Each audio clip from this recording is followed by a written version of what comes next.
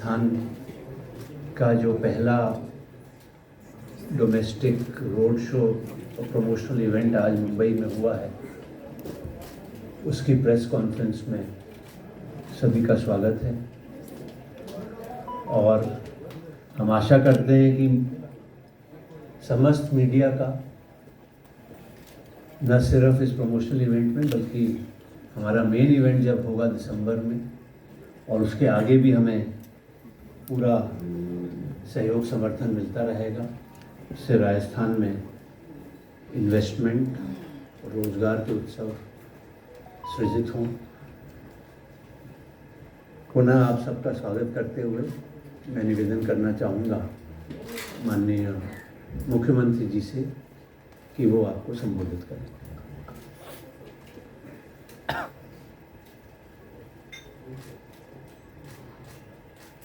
सबसे पहले तो आप सभी का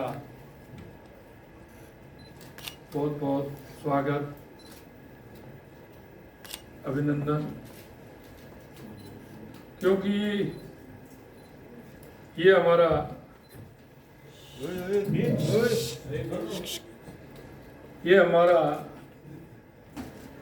पहला रोड शो है। मुंबई का पहला रोड शो है हमारा ये। और पहले रोड शो के दौरान निवेशकों और कॉर्पोरेट जगत के लोगों का हमें काफी समर्थन मिला है और इसके लिए मैं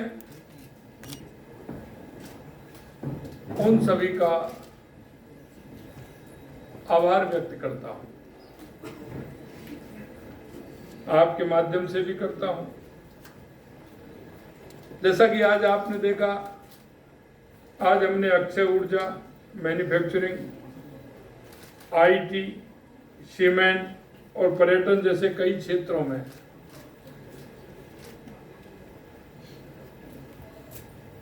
₹4.5 लाख करोड़ रुपए से ज्यादा के एमओयू साइन किए हैं। ये केवल समझौता नहीं है। हमारा लक्ष्य इन एमओयू को जमीनी स्तर पर परियोजनाओं को बदलना है ताकि विकसित राजस्थान के अपने संकल्प को हम पूरा कर सकें।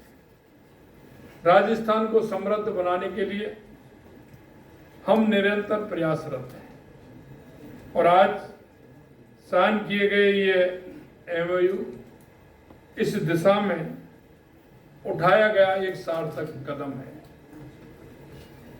राज्य को अभूतपूर्व ऊंचाइयों पर ले जाने और राजस्थान के आर्थिक विकास को बढ़ावा देने के लिए हम कृतसंकल्प हैं। आने वाले 5-6 सालों में हम राजस्थान की अर्थव्यवस्था को 350 बिलियन अमेरिकी डॉलर की बनाना चाहते हैं और इसके लिए हम दिन रात काम कर रहे हैं।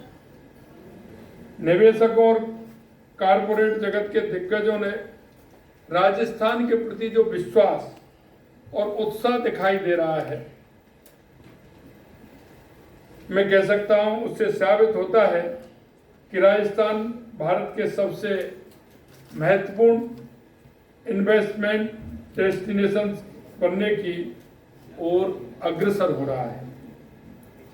देश और विदेश के निवेशकों को सरकार से संपर्क करने में आसानी हो, इसके लिए हमारी सरकार ने 25 आईएएस अधिकारियों को जिम्मेदारी दी है कि जो अपने नियमित काम के अलावा दुनिया के 25 बड़े देशों और भारत के कई बड़े शहरों में रहने वाले निवेशकों और कॉर्पोरेट के निरंतर संपर्क में रहेंगे, चाहे वे किसी भी पद या विभाग में हों। लेकिन उनको एक जिम्मेदारी हमने दी है कि वो उन लोगों से हमेशा संपर्क में रहेंगे। उनको इन देशों और राज्यों के निवेशकों से हमेशा संपर्क करते रहेंगे। उनकी किसी भी प्रकार से कोई समस्या आती है तो उसका समाधान भी करेंगे। मुझे पूरा विश्वास है कि rising Rajasthan global investment summit काफी सफल होगा इसमें शामिल होने के नाते मैं केवल निवेशकों, कॉरपोरेट जगत की हस्तियों को, बल्कि आपको भी जयपुर में आमंत्रित करता हूं। ये समिट 9, 10, 11 दिसंबर को आयोजित है। आप हम सब मिलकर के इस राजस्थान समिट को एक ऐसा राजस्थान बनाना चाहते हैं जो आने वाले समय में विकसित राजस्थान हो, एक अच्छा राजस्थान हो, क्योंकि राजस्थान के अंदर हर क्षेत्र में संभावनाएं हैं, चाहे मिनरल के क्षेत्र में हो, चाहे उद्योग के क्षेत्र में हो, चाहे पर्यटन के क्षेत्र में हो, या वन डिस्ट्रिक्ट वन प्रोडक्ट के माध्यम से हो। अपार क्षमताएं हैं। उन क्षमताओं को आगे बढ़ाते हुए हम विकसित राजस्थान की जो हमारे मन में कल्पना है उसको पूरा करें, और हमारा राजस्थान हर दृष्टि से हरियाणा राजस्थान, हमारा राजस्थान औद्योगिक क्षेत्र में आगे राजस्थान, पर्यटन के क्षेत्र में राजस्थान, मिनरल के क्षेत्र में राजस्थान, ऐसा राजस्थान हो। इस समिट के द्वारा निश्चित रूप से हमारा राजस्थान अग्रणी श्रेणी में खड़ा होगा। मैं आप सभी को बहुत बहुत धन्यवाद भी देता हूं और आपको न्योता भी देता हूं कि आप भी आइए और राजस्थान की उस सुगंधित माटी की सुगंध को और बढ़ाइए। आप सभी इस प्रेस में आए, आप सभी को बहुत बहुत धन्यवाद। नमस्कार। सर, जिस तरह से आपने भरोसा दिया है निवेशकों को कि आइए निवेश करिए, ईज़ ऑफ डूइंग बिजनेस होगी, फाइल बहुत जल्दी क्लियर होगी, तो सर ऐसा कोई पर्टिकुलर सेक्टर है जहां पे आप टारगेट कर रहे हैं कि वहां पे जो है निवेश ज़्यादा आके इंसेंटिव जो निवेशक चाहते हैं उनको मिल सकते हैं? इसके अलावा सर, जिस तरह से हम अभी सुन रहे हैं हाल के दिनों में चर्चा में कि फॉक्सकॉन भारत के अंदर निवेश करना चाहता है बड़ा ग्लोबल, तो वहां पे बाकी सब राज्यों में होड़ मची हुई, आंध्र प्रदेश, तेलंगाना, कर्नाटक, तमिलनाडु सब अलग अलग कह रहे हैं कि आप हम हमारे राज्य में आइए, हम आपको इतनी जमीन एकड़ फ्री देंगे, लेकिन उसमें राजस्थान का हम नाम नहीं सुनते हैं। तो क्या आप भरोसा देंगे कि ये पहली राइजिंग समिट नहीं, आगे जो होगी तो फॉक्सकॉन जैसी कंपनियों भी राजस्थान में आके निवेश करेगी? देखिए, मैं आपको बताना चाहता हूँ, आज हम पहला रोड शो हमने इसीलिए किया है कि राजस्थान में हमने स्थान भी चिन्हित किए हैं जहां कोई भी उद्योगपति आना चाहता है, इन्वेस्टमेंट करना चाहता है, वो आए। और हमने इस राइजिंग राजस्थान के लिए तो ऑनलाइन है, इसलिए वो करे। निश्चित रूप से हमारे अधिकारी उनसे संपर्क करेंगे। साहब, एक सवाल ये है कि आप हमने यहाँ जो MOU देखे हैं, सबसे रिक्वेस्ट है अपना नाम और अपना परिचय मीडिया ग्रुप से वो भी प्लीज बता दो। मैं सोमदत्त शर्मा, दैनिक भास्कर से हूँ। मेरा ये सवाल था, मैं देख रहा था कि MOU जो साइन हुए हैं ज़्यादातर वो अपने इंडिया की ही कंपनियाँ हैं, तो इंटरनेशनल कंपनियों पर आप कितना ध्यान दे रहे हैं? क्योंकि आप बोल रहे हैं कि हम ग्लोबल समिट भी करेंगे, ग्लोबल रोड शो भी करेंगे, तो इसको लेके आपकी क्या तैयारी है? देखिए, हमारी तैयारी है। अभी हमारे उद्योग मंत्री जी स्विट्जरलैंड होकर के आए हैं। आने वाले समय में भी हम कई जगह जाने वाले हैं। निश्चित रूप से जो हमारे इस तरह के इन्वेस्ट आएंगे उनको भी हम राजस्थान में आमंत्रित कर रहे हैं। सर, मेरा सवाल है आपसे। एक एक करके पूछिए। मैडम को पहले पूछने दीजिए, उसके बाद। सर नमस्कार, मेरा नाम यशस्वी है, मैं रेडियो मिर्ची से हूँ। सर, किस तरीके की सिक्योरिटीज़ आप ग्लोबल इन्वेस्टर्स को प्रोवाइड करेंगे ताकि वो और भी इन्वेस्टर्स को लेकर के आएँ और हमारा राजस्थान प्रसिद्ध हो? क्योंकि मैं खुद उदयपुर राजस्थान से हूँ, तो मेरा सौभाग्य है कि मैं आपसे बात कर रही हूँ, तो ये मैं जानना चाहूँगी। थैंक यू, बहुत अच्छा। और आप राजस्थान से हैं तो और अच्छा है, लेकिन मैंने अभी बताया मेरे उद्बोधन में कि राजस्थान में जो इन्वेस्टर जो चाहता है, क्योंकि हमें पता है कि वो उसको जब वो कहीं भी इन्वेस्टमेंट लगाएगा, उद्योग लगाएगा, तो उसके मन में कई कल्पनाएं होती हैं। और इसीलिए मैंने मेरे उद्बोधन में कहा कि जो उनके मन में कल्पनाएं जो वो चाहते हैं, निश्चित रूप से हमारी सरकार उसको पूरा करे। सर मेरा नाम ऐश्वर्य प्रधान है। मैं एक सेकंड ऐश्वर्य जी, पहले हाँ सर, मेरा नाम हरी सिंह राजपूत मुंबई दैनिक प्रातःकाल से हूँ। दिसंबर 2021 में इसी मुंबई शहर में ताज होटल में पिछली गवर्नमेंट ने एक रोड शो किया था, जिसमें 5 लाख के एमओयू साइन हुए थे, जिसमें सिर्फ मुंबई शहर से 1,94,950 करोड़ का एमओयू साइन हुआ था। उस तत्कालिक औद्योगिक सेक्रेटरी थे सुबोध अग्रवाल, उन्होंने सारे आंकड़े बताए थे हमें। वो कितना इम्प्लीमेंटेशन हुआ अभी तक और वो नहीं हुआ है, तो उसको आप कैसे करेंगे, ये थोड़ा बताइए। देखिए, मैं आपको एक बात कहना चाहता हूँ। पिछली सरकार में कितने हुए थे, मैंने एक जयपुर में भी कहा, क्योंकि मैं एक किसान का बेटा हूं और किसान पर व्यापारी कितना भरोसा करता है ये आप जानते हो। वही मैं भरोसा देने के लिए आया हूं। आप निश्चित रूप से मानिए, जितने होंगे पूरे के पूरे उनको राजस्थान में उतारने का काम करेंगे। सर पहले रिसर्जेंट राजस्थान आपकी सरकार में ही हुआ था, भाजपा सरकार थी, फिर उसके बाद कांग्रेस सरकार आई। आपने कहा मैं किसान का बेटा हूँ, पिछली बार जादूगर थे वो मुख्यमंत्री थे और अब आप हैं। अमूमन कोई भी सरकार होती है वो कहती है कि पिछली सरकार ने व्यवस्थाएं की, वित्तीय कुप्रबंधन, इस तरीके की कई चीज़ें आती है सामने। तो आपने शुरुआत यहाँ से की है। पिछली सरकार का सवाल भी इन्होंने पूछा जो अशोक गहलोत सरकार थी, तो वहाँ से उनमें और आप में क्या अंतर आप पाते हैं? क्योंकि एक तरफ जादूगर, दूसरी तरफ किसान पुत्र। देखिए, दो बात मेरे समझ में आती है। दृढ़ शिक्षा, दृढ़ इच्छा शक्ति, कोई भी काम बड़ा नहीं होता है,